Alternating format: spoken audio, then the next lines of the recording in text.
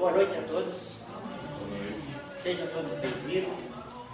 É sempre uma alegria, um prazer receber todo mundo aqui na casa, para que a gente possa estudar, aprender um pouco mais dessa doutrina e confraternizar, porque a doutrina espírita ela é aprendizado. Eu quero chamar o seu Davi fazer uma leitura de harmonização. Boa noite. Boa noite. As parábolas de Jesus. Por que Jesus utilizava-se de parábolas ao invés de falar ao povo de maneira direta? Parece-me que toda a narrativa de um fato externo a nós mesmos, mas referente às nossas próprias vivências, facilita-nos o entendimento, porque é sempre mais fácil enxergarmos as dificuldades nos outros, em acontecimentos externos, do que em nós mesmos. Por outro lado, colocações diretas de ordem moral, muitas vezes, nos bloqueariam o entendimento, por repercutirem de maneira vigorosa em nossas almas. Assim, mais fácil é termos uma narrativa para meditar o impacto da verdade que a reflexão nos traz. Quer dizer então que as parábolas são histórias de nós mesmos? As parábolas se referem a situações morais que espíritos como nós, ainda habitando no mundo de provas e expiações, atravessam. E o que poderia comentar a respeito da parábola do festim de bodas? Nesta parábola, parece-me que uma das questões mais importantes é a da indicação das sublimes faculdades mediúnicas de Jesus, ao transformar a água em vinho, atendendo um pedido de Maria.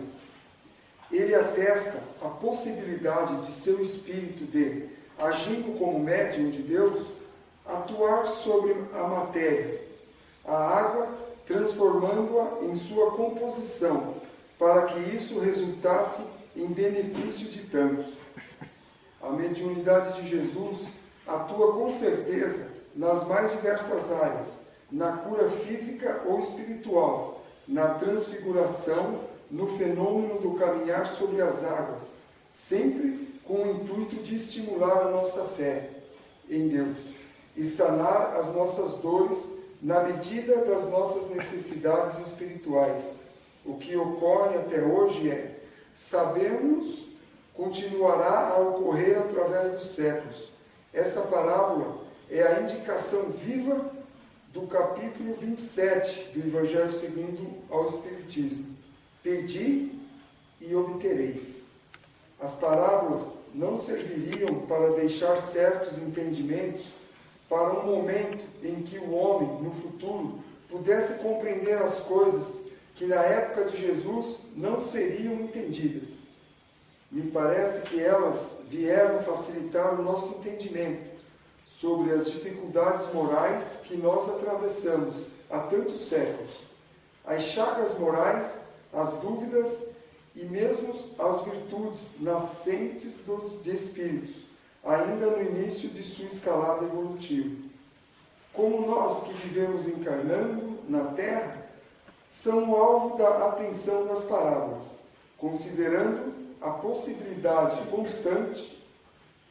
de constante progresso das almas. Sabemos que hoje temos melhores condições de compreendermos e aplicarmos os ensinamentos do Mestre Jesus, mas considerando as nossas necessidades morais atuais, podemos perceber que, se crescermos em valores intelectuais, ainda continuamos a engatinhar quanto aos valores morais, numa medida bastante semelhante à da época de Jesus. Eu convido a todos, para memorizar o Mestre Amigo, para que ele nos conduza hoje, nessa noite, com sua legião de espírito benevolente. Que Maria, sua mãe, estenda a todos nós a seu manto de amor e luz, que possamos, todos juntos, mentalizar Deus, nosso Pai, que aqui hoje se encontra presente, com certeza. agradecendo os nossos irmãos espirituais que preparam a casa, esse ambiente, para que a gente possa progredir um pouco na doutrina. Que assim seja. Nós estamos recebendo em nossa casa mais uma vez a nossa irmã Célia Joinville. Ela vai falar um pouco para nós hoje sobre a arte espírita. Boa noite a todos. Boa noite. Uma alegria muito grande estar aqui novamente. Que a paz esteja em todos os corações. Esse tema, referente à arte espírita, é que a partir da semana que vem, na semana que vem vai estar sendo comemorada mais uma semana da arte espírita da Sexta URI. Então nós estamos fazendo a abertura, a pré-abertura aqui, falando a respeito da arte espírita. Porque a arte, ela está presente na vida dos seres humanos desde que o mundo é mundo. Desde que os seres humanos começaram a se manifestar,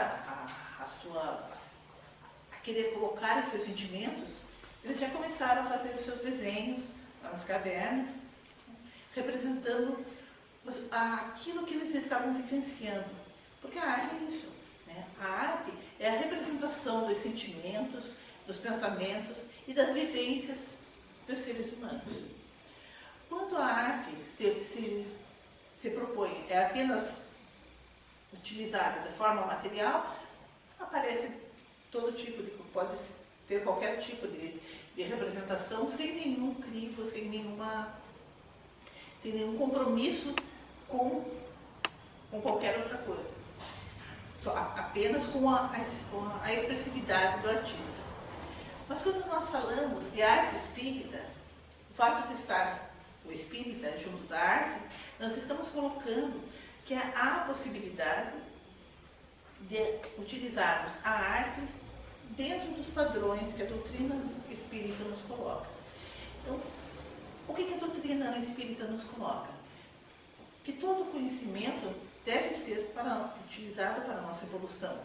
Nós devemos utilizar aquilo que temos a possibilidade de conhecer para evoluirmos e que sempre que formos nos expressar, que nos expressemos de forma a construir algo, a trazer algo de bom àquelas pessoas que estão ao nosso redor.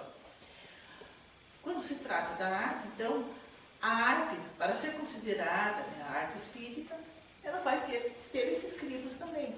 Ela vai ter que ser algo construtivo, algo que eleve o espírito daquelas pessoas que estão assistindo. E aí envolve todo tipo de arte. A arte espírita, não obrigatoriamente arte de espíritos, espíritas fazendo arte, que às vezes pessoas espíritas fazem arte que não tem nada a ver com o espiritismo. Então, mas atualmente está tendo um movimento muito grande no Brasil todo relacionado à arte, então é interessante nós conversarmos a esse respeito. Aqui no Centro Espírita Jesus de Nazaré, nós já presenciamos há alguns anos uma festividade de Natal, em que a gente pôde observar de uma maneira bastante sublime quanto a arte tem a oferecer aos corações, o quanto tem a despertar sentimentos bons que levam a todos os que participam. Eu não lembro que ano que foi, mas que nós estivemos aqui, em que um grupo de crianças de uma instituição estavam cantando, cantaram 3 músicas, era uma instituição católica, né? Se eu não me engano. Eu sei que eles cantaram uma música católica, uma música espírita e uma música evangélica, porque o rapaz que estava tocando o instrumento, ele era da Igreja da Assembleia de Deus. Então, para a gente ver o quanto a arte aproxima, que pessoas que normalmente jamais entrariam no centro espírita, em nome da arte, se fizeram aqui presentes e estiveram aqui demonstrando a beleza dos sentimentos que uma música bem cantada com o coração, pode despertar dentro de nós. Esse livro aqui, Espiritismo na Arte, de Leon Denis, ele coloca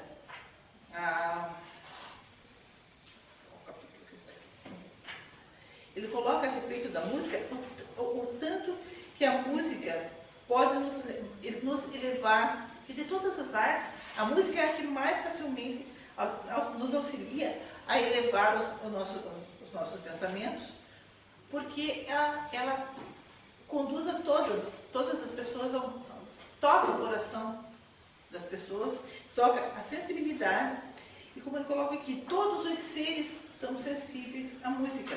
A música representa um importante papel da inspiração profética e religiosa, e ela dá o ritmo, a emissão fluídica, e facilita a atuação dos espíritos elevados. Em uma das obras de André Luiz, ele apresenta uma situação em que na casa espírita que eles estavam fazendo o atendimento, a vibração estava baixa, as pessoas estavam conversando sobre vários assuntos, não assuntos rotineiros, não elevados, e que iria acontecer o trabalho mediúnico e precisavam elevar os pensamentos para que o trabalho transcorresse bem. Então, os espíritos sugeriram ao médium que pedisse às pessoas que cantassem músicas espíritas, né, cantassem músicas elevadas, para que as pessoas cantando, enquanto elas estavam cantando, elas conseguiram sintonizar todas na mesma faixa vibratória e facilitando, então, o trabalho. Então, por isso que o trabalho que a música é algo que realmente tem um trabalho bastante grande, abre possibilidades enormes à nossa evolução, à nossa capacidade de sensibilização. Quando a gente desperta a nossa sensibilidade, nós conseguimos, de uma forma maior, entrarmos em sintonia com a espiritualidade, nos fortalecermos para agirmos de forma correta, a sensibilidade também para envolver os nossos irmãos, reconhecermos a possibilidade de estarmos juntos, né? Então, tudo isso nos possibilita esse crescimento. A arte nos possibilita esse crescimento. Em Obras Póstumas, Kardec coloca que, assim como a arte cristã sucedeu à arte pagã, transformando-a, a arte espírita será o complemento e transformação da arte cristã. O Espiritismo definitivamente nos mostra o porvir sob uma luz nova e mais ao nosso alcance. Por ele, a felicidade está mais perto de nós, está ao nosso lado, nos espíritos que nos cercam e que jamais deixaram de estar ao nosso lado, em relação conosco. Então, Kardec coloca também aqui em Obras Póstumas que se uma pessoa conhece apenas um lugar rústico, um lugar escuro, vive sempre apenas em um lugar que não tem muita vegetação, um lugar ermo, bravio, ele não vai ter ideias, por mais que ele tenha capacidade de pintar, ele vai pintar coisas ermas, ele vai pintar coisas escuras, coisas assim, não tão belas. Mas a partir do momento em que ele conheça um lugar verdejante, um lugar com o mar, com o movimento das ondas, com uma natureza exuberante, ainda que ele conheça só através de fotografias, ou através de uma viagem, enfim, um conhecimento, ele vai ter muitas outras ideias para pintar, para fazer a sua arte. Do mesmo modo, dentro da doutrina, quando nós conhecemos, se temos um conhecimento geral a respeito de arte, mas não voltada para a doutrina, podemos fazer coisas dentro da arte, pode ser feito coisas boas, mas sem a elevação, né, sem o foco da renovação. A partir do momento que se conhece a doutrina e que se resolve trabalhar a arte dentro da doutrina, a arte se torna transformadora, ela se torna a possibilidade de divulgar a doutrina de uma forma muito mais fácil de fixar do que muitas vezes somente através de uma palestra. Se a gente vai assistir um filme, por exemplo, como passou o Nosso Lar, como passou filme dos espíritos, os conceitos que são as mais de Chico Xavier, hein? A vida do Chico Xavier, os conceitos que são emitidos ali, as pessoas gravam, as pessoas lembram, mesmo que não lembram das imagens, fixam as imagens de uma forma maior do que se ouvissem apenas uma palestra, se apenas lessem um livro. Existem algumas controvérsias a respeito da arte espírita ou não, justamente porque as pessoas que falam que a arte é livre, não tem como catalogar como arte espírita. Mas aí a gente pensa, fazendo a comparação com a literatura. Nós temos a perfeita condição de saber se um livro é espírita ou não. Um livro pode de repente até falar a respeito de espíritos, de manifestações, e não ser espírita. Então, se ele não fala de evolução, se ele não fala da possibilidade do crescimento, ele pode ter outra acepção totalmente. Pode até ser um livro que seja contra o espiritismo e que esteja falando de espíritos mais. Então, a gente lendo, a gente sabe se aquele livro é espírita ou não. A arte é a mesma coisa. Conhecendo, nós podemos ver se está baseada na doutrina ou se não está. Nada que impeça que se admire a arte, do modo geral. Apenas a responsabilidade que existe dentro do movimento espírita, né, é de ter aquele conceito espírita. Nazareno Tourinho, no livro Dramaturgia Espírita, ele fala a respeito do teatro. E ele fala a respeito da posição das pessoas que fazem teatro quando se trata de fazer teatro espírita. Que é importante conhecer as técnicas de teatro também. Que não adianta fazer apenas apenas a boa vontade quando se trata de uma apresentação interna, uma comemorativa, uma vez que as crianças às vezes apresentam, tudo bem. Mas se formos fazer uma apresentação fora do ambiente espírita, para pessoas não espíritas, é importante então que se tenha o conhecimento técnico da arte também, para não haver termos de comparação em termos pejorativos, que desmereçam o trabalho doutrinário. Imagine, se fosse feito aquele filme Nosso Lar, com atores que não trabalhassem direito, que não decorassem o texto direito, que não tivessem atuação, não soubessem interpretar, o filme perderia muito na qualidade. Então, não fixaria a mensagem da mesma forma como quando foi feita realmente com o esforço das pessoas que fazem o trabalho com profissionalismo e com segurança. Então, a divulgação doutrinária se torna muito mais forte. Então, e ele coloca também que o dramaturgo espírita jamais pode fazer concessões de ordem moral. Se as pessoas vão dizer, se outras pessoas vão dizer, mas tinha que ter, para fazer sucesso, o teatro, o cinema, o filme, tem que ter uma porção de coisas da vida, fazem parte da vida. Mas se houver essas concessões, provavelmente o que vai ser fixado maior vai ser justamente a parte da concessão do que a parte doutrinária. Há alguns anos, bastante tempo, foi apresentada uma peça no Paraná, em uma cidade do interior do Paraná, que queria contar, a peça contava a história da reencarnação, uma situação de reencarnação. E para que houvesse a reencarnação, havia um assassinato. No primeiro ato lá tinha um atirava um personagem atirava no outro, ele morria, né? E depois nascia na encarnação seguinte como filho. E eles foram fazer o trabalho, né, com bastante realismo. Então, o ator que fazia o papel do assassinado encheu uma bexiga, um balão de ar, com groselha ainda, capilé, um suco, encheu aquilo e colocou por baixo da blusa. Né? No momento do tiro, ele apertou, então foi aquela... Tempos depois, as pessoas comentaram cara levou, né? Que a camisa ficou toda vermelha. Por que ele levou tiro? Não sei. Ah, mas não era por causa dele. O que aconteceu depois? Não lembro. Eu só lembro que ele trabalhou muito bem porque ele levou aquele tiro.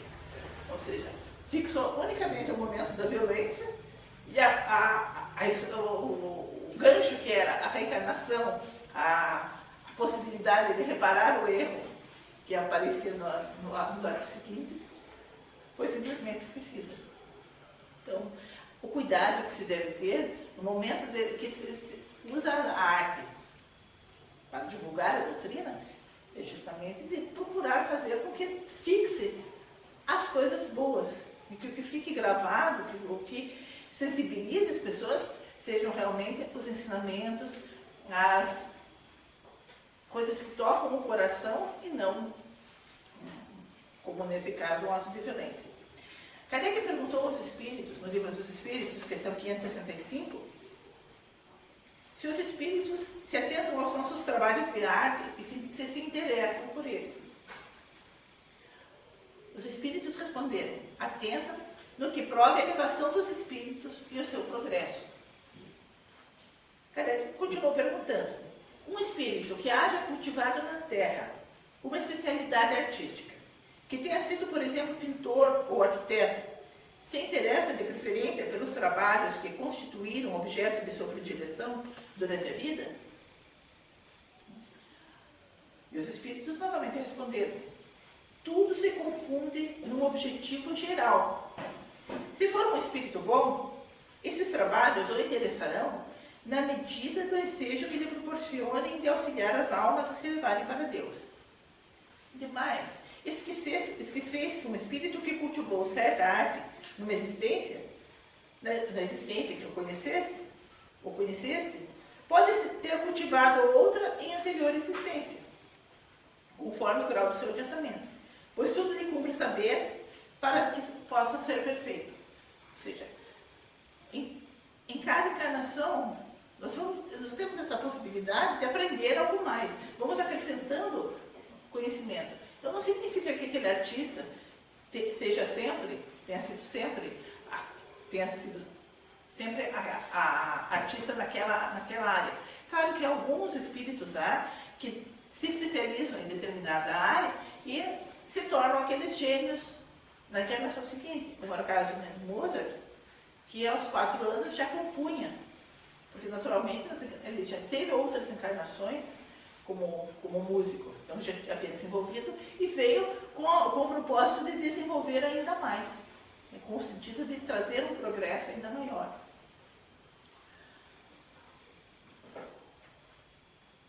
Depois, notai ainda o seguinte: o que no vosso mundo atrasado considerais sublime, não passa de infantilidade comparado ao que há em mundos mais adiantados. Como pretendereis que os espíritos que habitem esses mundos mais adiantados, onde existem artes que desconheceis, admirem os que aos seus olhos correspondem a trabalhos de colegiais? Por isso disse eu: atentam no que demonstra o progresso. Ou seja, os espíritos superiores, eles muitas vezes olham os nossos trabalhos artísticos, aquilo que muitas vezes para nós nos sensibiliza, eles olham: é bonitinho, assim como a gente olha o trabalho do netinho, do sobrinho, do filho, quando vem mostrar, é bonitinho, realmente é bonitinho dentro da capacidade, né, da idade dele. Mas naturalmente ainda há muito que aprender. Para os espíritos superiores também, a nossa arte ainda está engatinhando, ainda temos muito que aprender. Aí Kardec ainda pergunta: concebemos que seja assim em se tratando de espíritos muito adiantados, mas referimos-nos, porém, a espíritos mais vulgares, que ainda não se elevaram acima das ideias terrenas. Aí, com relação a estes, o caso é diferente. Mais restrito o ponto de vista de onde observam essas coisas. Podem, portanto, admirar o que vos causa admiração. E dentro dessa ótica, que os espíritos estão em todos os lugares, eles nos acompanham aonde nós vamos, não existem portas fechadas para eles, etc. No Livro dos Médiuns, Kardec conta uma situação, no capítulo 14, em que ele foi assistir uma ópera, foi ao teatro assistir uma ópera, ópera Oberon, em companhia de um médium vidente. E durante a apresentação, os intervalos, eles estavam conversando e esse médium estava contando para ele que tinha muitos lugares vazios no teatro, mas a maioria desses lugares vazios estavam ocupados por espíritos que estavam ali assistindo a apresentação, a ópera, aplaudindo, nos momentos de aplaudir, eles estavam se deliciando com aquela apresentação artística. E no palco, por trás dos atores, vários espíritos também estavam acompanhando essas apresentações. Alguns estavam imitando os atores, fazendo de sombra dos atores, e tinha um especial que estava acompanhando a atriz principal. Aí, durante o intervalo, eles chamaram esse espírito, né, que estava acompanhando a atriz principal, e perguntaram qual era o objetivo dele estar ali no palco acompanhando aquela atriz. Aí ele explicou que ele era o mentor daquela moça e que ele estava ali justamente para ajudar para que ela pudesse trabalhar melhor, né? Pudesse fazer que houvesse um rendimento melhor na atuação dela. Aí o autor dessa ópera, Oberon, o espírito era Weber. Então eles pediram se o espírito do autor da ópera poderia conversar ali com esse médium vidente durante a apresentação, e ele apareceu, né, para esse médium. E eles perguntaram para o Weber o que ele achava da apresentação da obra dele, como que ele achava que estava indo, se ele estava contente com a atuação dos artistas. Aí ele respondeu: não é de todo má, porém frouxa. Os autores cantam, eis tudo. Não há inspiração. Espera, eu vou tentar dar-lhes um pouco do fogo sagrado. Em seguida, o vidente viu que o Weber foi até o palco e ficou ali, quando começou o ato seguinte, ele ficou ali, acima dos atores, e houve um up, né, uma subida, uma melhoria muito grande na atuação. Os atores começaram a agir com mais entusiasmo, de uma forma mais autêntica, atuando de uma forma melhor. Então, através desse relato do Kardec, demonstra, né, que os espíritos podem auxiliar. E ali não era uma apresentação espírita, era uma peça normal que estava acontecendo. Então, imaginem, quando um grupo se propõe a fazer um trabalho voltado para a doutrina, quantos espíritos que não têm essa possibilidade de auxiliar, de ajudar ali na apresentação, de estar ali ajudando a atuar e sensibilizando as pessoas também, para que elas fiquem ali percebam melhor aquilo que está sendo apresentado.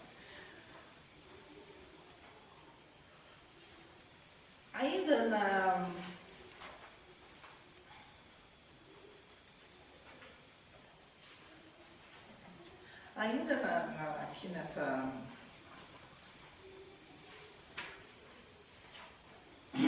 No que se trata a respeito das fontes de inspiração que a doutrina nos abre campo,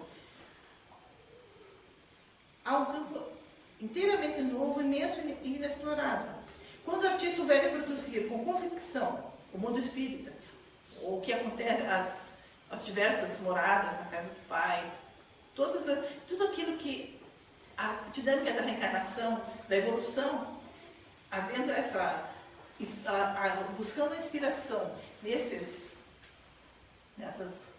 princípios básicos da doutrina,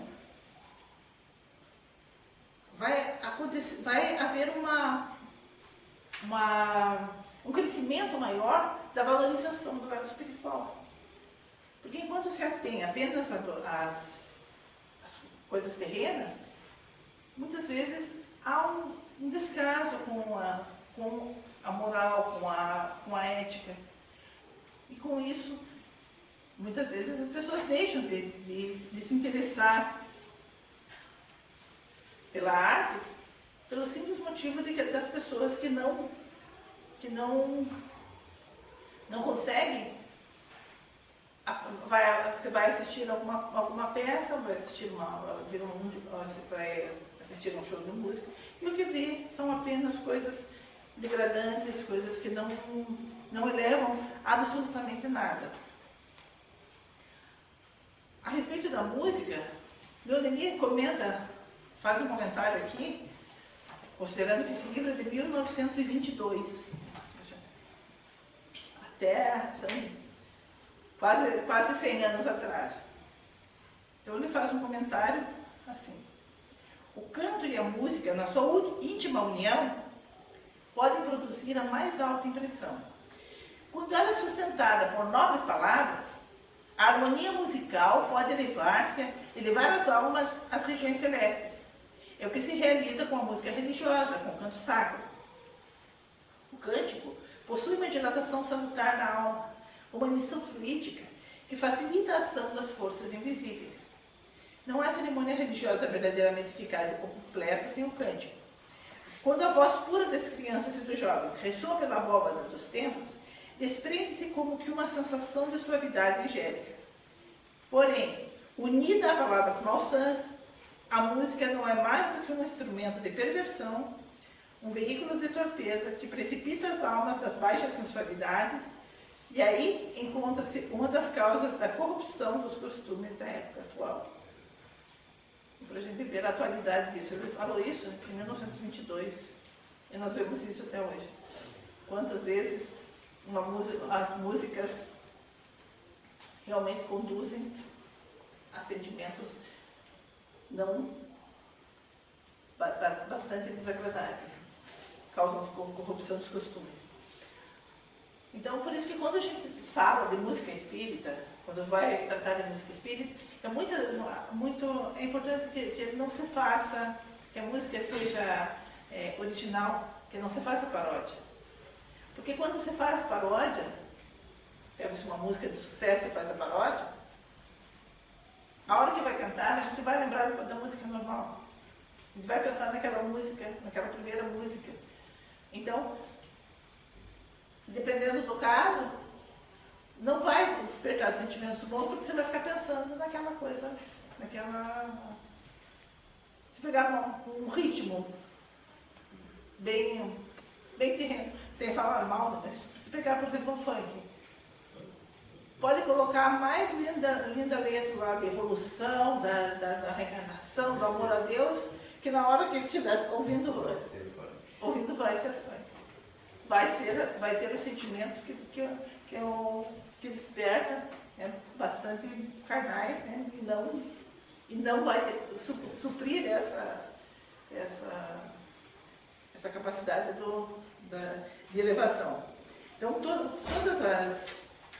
vez que se usa, então, existem músicas que não são espíritas, mas que transmitem sentimentos muito bons, né, que podem e devem ser aproveitadas, podem e devem ser ouvidas em todos os momentos, né, que houver a possibilidade. E ainda com respeito à arte, tem no YouTube tem um canal Amigos da Luz, não sei se alguém já assistiu, que eles se propuseram, é um grupo de atores que se propuseram a colocar, uma vez por semana, eles colocam um filminho relacionado a algum aspecto do espiritismo, espiritismo com humor. Então, eu pretendia trazer aqui, mas como eu ainda estou ultrapassada, eu não consegui gravar no pendrive para poder trazer para passar. Mas, quem quiser olhar no YouTube,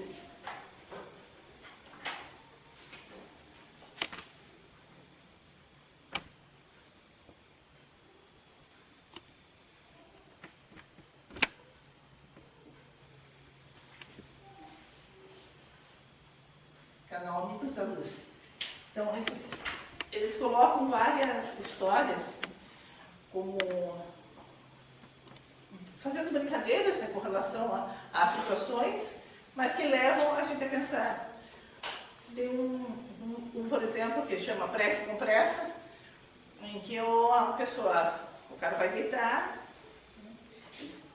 cobre, descoberto, fecha o olho, amém. Aí o espírito senta na cama dele e pergunta, o que foi isso? Isso foi prece? E daí ali tem todo um diálogo ali, né, a respeito da prece, do que seria a prece. Ele fala, mas eu não sei fazer prece bonitinho, usar a palavra bonitinho, não sei fazer isso. Daí, tá bom, então tá bom. Como é que está o teu pai? Ele estava doente, né? Como é que ele está? Ele fala, pois é, nós tivemos a notícia, o pai não está muito bem, eu acho que realmente ele não vai superar agora, mas a gente só espera que ele esteja bem, que ele se prepare bem para continuar e que a gente também consiga ajudá-lo da melhor maneira possível. Quando ele termina de falar, o Espírito fala, assim seja. Como? Você acabou de fazer uma prece. Então são episódios muito curtinhos, assim, nesse sentido, que eles colocam e falam a respeito da prece, falam a respeito da sintonia espiritual. Né? Tem um outro que fala a respeito de sintonia espiritual, que também é bem interessante, que está o casal discutindo, e os dois espíritos estão sentados no sofá lá com o joguinho. Estou ganhando. Aí eles resolvem parar de brigar, eles falam, poxa, me desculpe, né? O joguinho caiu, a conexão caiu. Então, para ver quantos espíritos, né, estão interferindo no nossa vida. Aí a filha sai do quarto lá, brigando com os pais, opa, voltou a conexão. Então, eles mostram, né, através da arte, de uma forma divertida, várias coisas que estão relacionadas, né, com a nossa doutrina. E que são fáceis de gravar, são bem interessantes. Né? Isso é uma coisa de arte que vale a pena. E outra coisa que também tem na internet, que esse é da FEB, são entrevistas, Espiritismo e Arte, e aí tem várias entrevistas com pessoas que estão movimentando a arte no Brasil atualmente.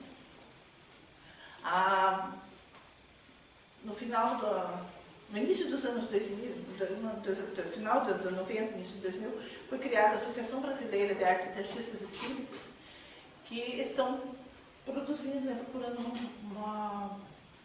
intensificar o reconhecimento da arte dentro dos meios espíritas. Então, são todas essas atividades artísticas que possibilitam que se faça algo mais dentro do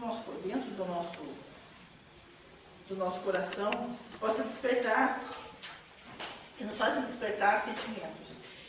E a poesia também é uma forma artística, porque a poesia também tem uma certa musicalidade, é submetida às mesmas leis do ritmo, que a música, ao encadeamento, né, da vibração, que são leis da vida, são essas as leis da vida dos estágios superiores, né? O ritmo, a vibração positiva e tudo mais. Então, para encerrar, gostaria de ter falado da poesia, para encerrarmos já com essa nossa conversa a respeito de arte. É uma poesia que se chama Promessa.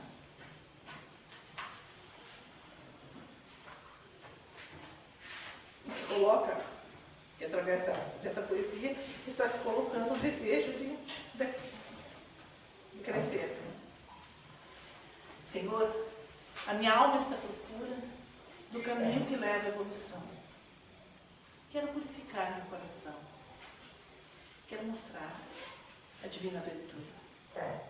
Senhor, eu quero distribuir o pão, tanto de trigo como de ternura. Quero aprender a ter a voz segura. Quero auxiliar a todo meu irmão. Senhor, quero lutar contra a maldade que é em mim. Quero pôr a caridade em minha vida, seja onde for. Senhor, com toda a força de vontade, vou lutar contra a inferioridade e vou substituí-la